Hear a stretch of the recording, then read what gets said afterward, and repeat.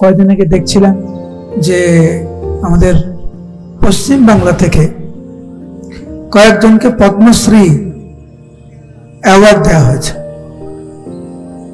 ভালো কাজ করেছে, সেজন্য গোচরে এসছে।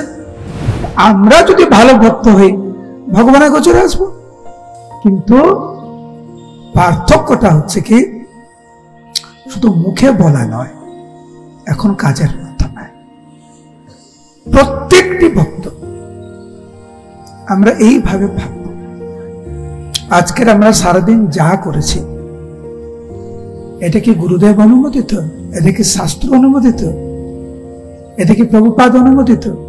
এটা কি গীতা ভাগবতের শিক্ষা? যদি না হয়ে থাকে, আমরা সাবধান হয়ে যাব। আর যদি দেখা যায় এটা শাস্ত্রযুক্ত কথা, ঠিক আছে।